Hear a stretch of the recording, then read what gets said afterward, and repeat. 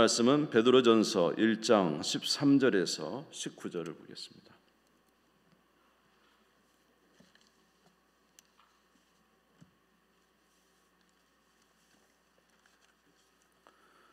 신약성경 378페이지 베드로전서 1장 13절에서 19절 말씀 같이 한 목소리로 봉독하겠습니다. 1장 13절에서 19절입니다. 시작. 그러므로 너희 마음의 허리를 동이고 근신하여 예수 그리스도께서 나타나실 때에 너희에게 가져다 주실 은혜를 온전히 바랄지어다. 너희가 순종하는 자식처럼 전에 알지 못할 때에 따르던 너희 사욕을 본받지 말고 오직 너희를 부르신 거룩하신 이처럼 너희도 모든 행실에 거룩한 자가 되라. 기록되었으되 내가 거룩하니 너희도 거룩할지어다 하셨느니라. 외모로 보시지 않고 각 사람의 행위대로 심판하시는 일을 너희가 아버지라 부른즉 너희가 나그네로 있을 때를 두려움으로 지내라. 너희가 알거니와 너희 조상이 물려준 헛된 행실에서 대속함을 받은 것은 은이나 금같이 없어질 것으로 된 것이 아니요 오직 흠없고 점없는 어린 양 같은 그리스도의 보배로운 피로 된 것이니라. 아멘. 아멘. 또 바쁜 일정 가운데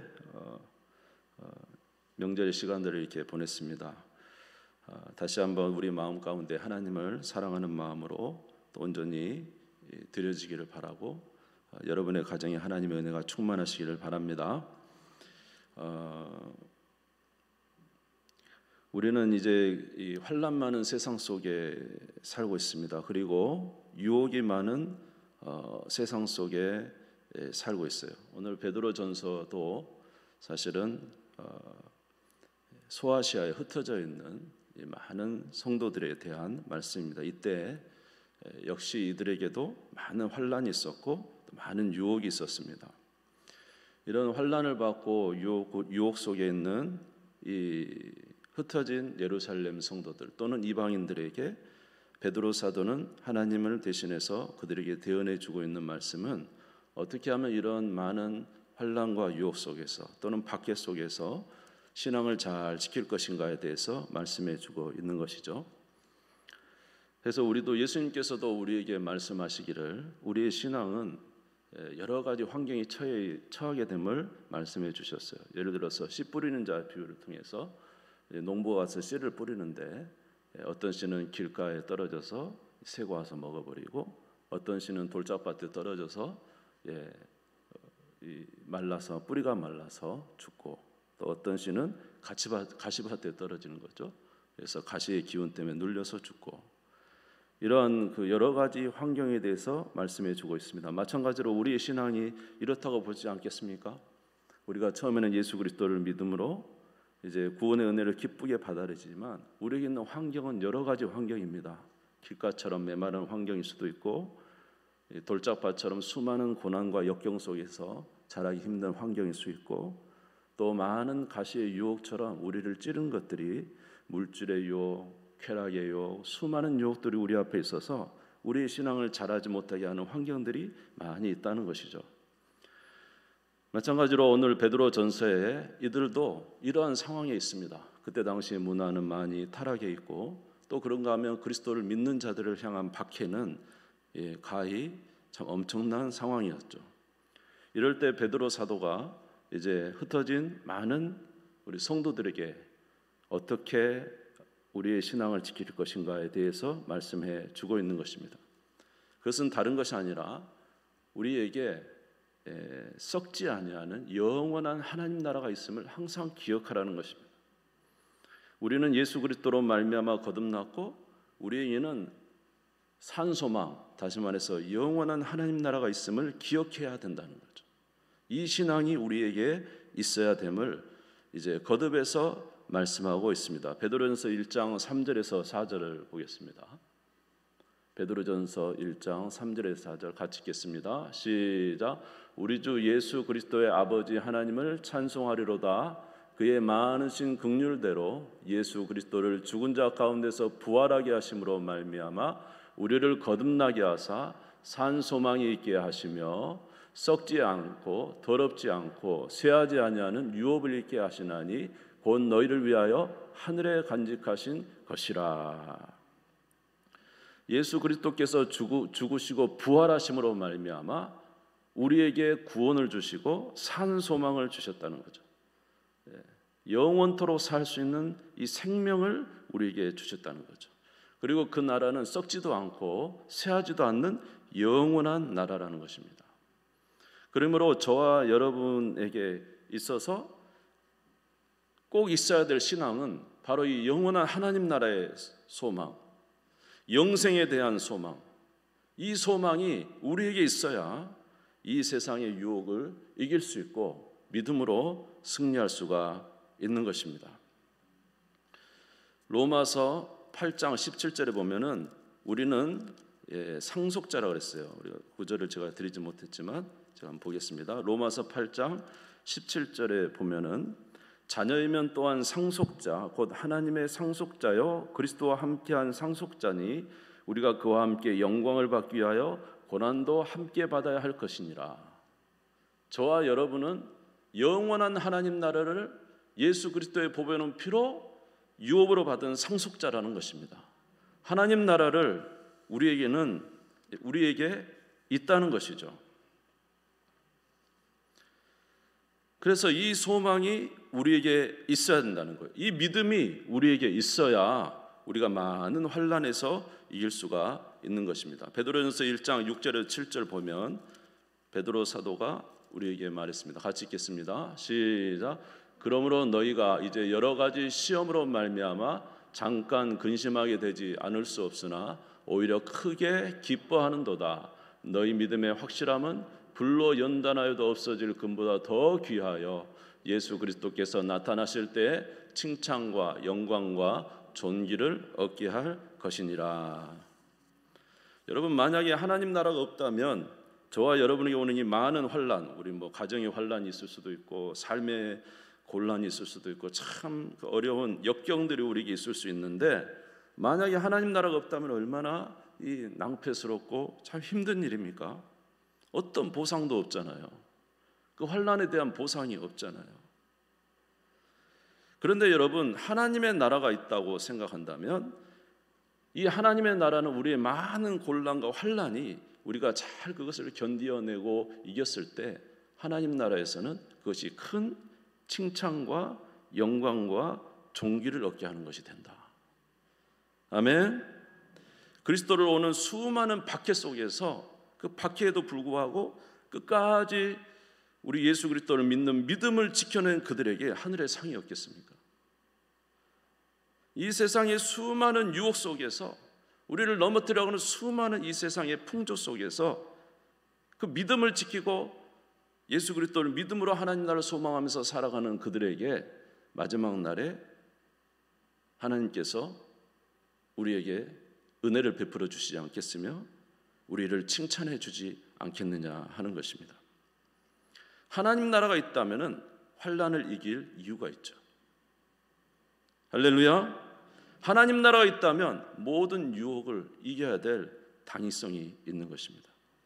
그러므로 우리가 흔들릴 수 있는, 우리가 이 많은 우리 세상 속에서 우리 신앙이 흔들리는 이유 중에 하나는 바로 하나님 나라에 대한 믿음이 부족하기 때문에 그래요.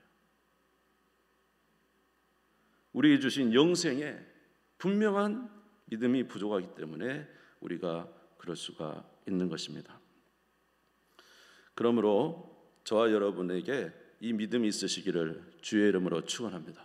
이 믿음을 가져야지만 우리가 환난도 이길 수 있고, 이 믿음이 있어야지만 유혹도 이길 수 있고, 이 믿음이 있어야지만 우리가 어떤 상황에서도 끝까지 이 믿음을 지키고 살아가는 주의 백성이 될 수가 있는 것이죠. 그리고 우리에게 이 믿음이 있다면 우리는 어떻게 될까요? 분명히 이 믿음이 있다면 우리의 목적을 거기에 둘 것입니다.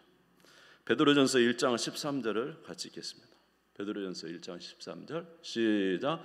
그러므로 너희 마음의 허리를 동이고 근신하여 예수 그리스도께서 나타나실 때에 너에게 가져다 주실 은혜를 온전히 바랄지어다. 할렐루야. 예수 그리스도로 말미암아 분명한 구원이, 영생이 있다면 허리를 동이고 그리스도께서 나타나실 그때 우리가 가져다 주실 그 은혜를 온전히 바랄지어다. 이게 쉬운 성경의 번역을 보니까 어떻게 되어 있냐면 오로지 목적을 거기다 둬라 이렇게 되어 있더라고요. 우리 인생의 모든 목적을 어디다 두라고요? 거기다 두라. 여러분, 우리 주님 만나는 날, 우리 주님께서 다시 오시는 그날 우리를 보고 판단하실 거잖아요. 자, 우리 성경 한번 보겠습니다. 베드로전서 1장 17절 한번 같이 보죠. 1장 17절 같이 읽겠습니다. 시작. 외모로 보시지 않고 각 사람의 행위대로 심판하신 이를 너희가 아버지라 부른즉 너희가 나그네로 있을 때를 두려움으로 지내라. 우리 하나님은 외모를 보지 않습니다. 우리가 열심히 이게 예배에 나오는 이 어떤 외모, 외적인 것만 보지 않아요. 우리 주님은 우리의 삶을 보시거든요. 우리의 진정성을 보시거든요. 진정한 믿음으로 살아가는지 보거든요. 외적인 것이 의미가 없다는 거 아니에요. 외적인 것도 중요해요. 그러나 중요한 것은 주님은 우리의 중심을 보거든요. 마지막 날에 우리를 판단하신다고요. 근데 그 판단에 그 주님의 판단에 우리가 섰을 때 주께서 인정하실 만한 신앙이냐, 이게 중요한 것이죠. 그래서 여러분 그 마태복음에 그 예화가 나와 있지 않습니까? 어떤 농부가 밭에서 밭을 갈다가 그 보화를 발견하잖아요. 보화를 발견할 때 어떻게 합니까? 집도 팔고 소도 팔고 다 팔아버려요. 뭐 하나 얻기 위해서? 그 밭의 보화를 얻기 위해서 다 팔아버립니다. 마찬가지로 저와 여러분이 정말로 우리 예수님이 오시는 그날 우리가 영생을 얻게 된다는 이 확실한 믿음이 있다면 우리의 삶에 어떤 상황에 처해 있어도 우리가 많은 것을 잃어버린다 할지라도 이 생명 때문에 우리는 진정으로 기뻐할 수가 있는 거예요. 우리의 기쁨은 여기서 오는 거예요, 여러분. 영생을 얻은 기쁨이 우리에게 있을 때 진정한 기쁨이 오는 것입니다. 그러나 이 세상에 아무리 많은 것을 소유했어도 우리에게 영혼의 구원의 기쁨이 없다면 우리는 진정한 기쁨을 누린다고 말할 수가 없는 거예요. 그래서 성경은 계속 말합니다. 사람 눈에 보이려고 신앙생활 하지 말아라. 사람 눈에 보이려고 기도하지도 말고, 사람 눈에 보이려고 금식하지도 말고, 사람 눈에 보이려고 구제하지도 말고, 오히려 어디 가서요? 골방에 가서 너 음성을 들으신 하나님 앞에 간절히 기도하라. 이게 뭐예요? 진실한 믿음을 가지고 신앙생활을 하라는 거 아닙니까? 여러분 이런 신앙생활을 하시기를 주님의 이름으로 축원합니다. 진정으로 주님이 받으실 만한 신앙생활을. 그리고 우리에게 계속적으로 말씀하시잖아요. 주의 종들이 언제나 주님 오실 날을 고대하며 살아야 된다고. 그 10명의 처녀들 중에 5명처럼 늘 기름을 준비하고 주님 오실 날을 예비하며 신앙생활하는 이런 것을 우리에게 말씀해 주고 있는 것입니다. 사랑하는 성도 여러분, 저와 여러분 안에 이런 주님 오실 날에 대한 믿음이 있습니까? 정말로 이 주님 오실 날에 대한 이 믿음을 가지고 오늘 우리들이 살아가는지요. 그 존 칼빈이라는 사람이 종교 개혁을 일으킬 때 수많은 자기의 제자들이 이제 제네바를 떠나서 프랑스나 다른 지역에 가서 이제 진정한 복음을 외칠 때 수많은 사람들이 죽어요. 그래서 이 종교 개혁 속에서 수많은 사람이 죽어갈 때 사람들이 그 선생님한테 보냅니다. 제자들이 죽어간다고.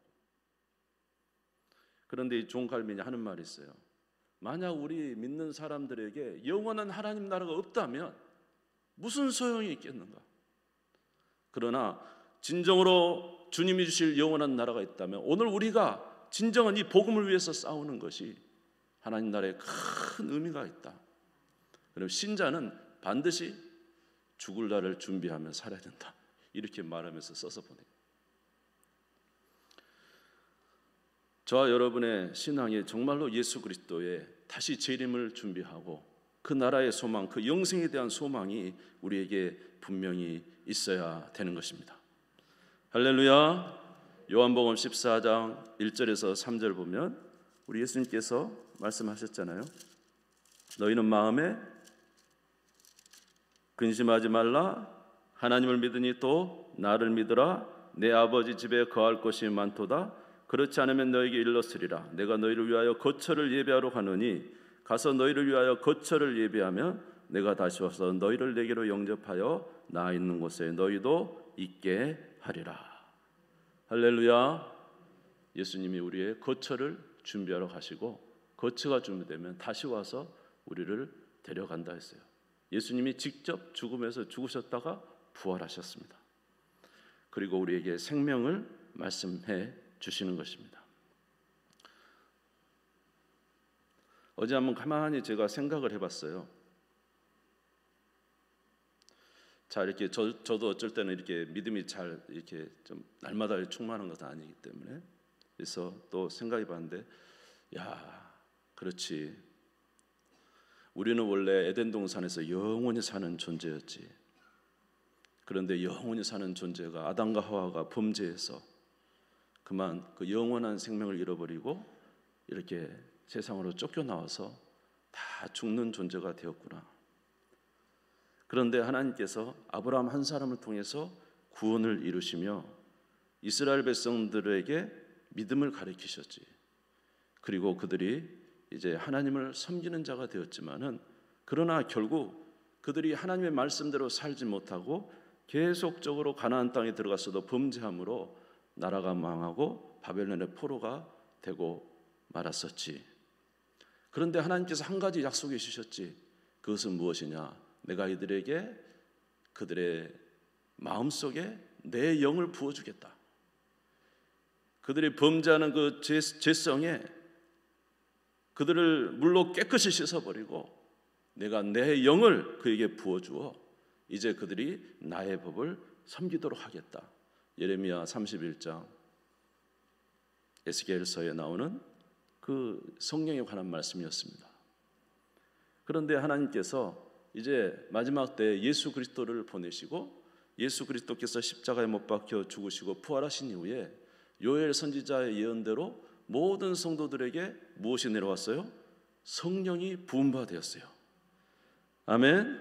예수 그리스도를 믿는 자들에게 성령이 부음받아요. 이제는 죄를 이길 은혜를 우리에게 허락해 주시고 믿음 안에 승리하는 삶을 우리에게 허락해 주심으로 하나님 나라를 누리며 살도록 해 주셨습니다.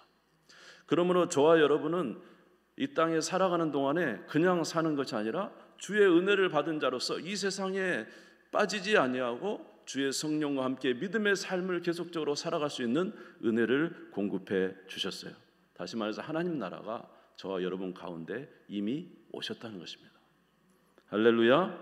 그런데 이것으로 끝나는 것이 아니라 부활하여 승천하여 올라가신 예수님께서 다시 이 땅에 오실 때에 우리를 데리시고 영원한 천국에 가시고 마지막 날에 우리 육체도 부활하여 이제 영혼과 하나가 되어 주의 나라에 가서 영원토록 사는 것이 성경에 주신 복음이지.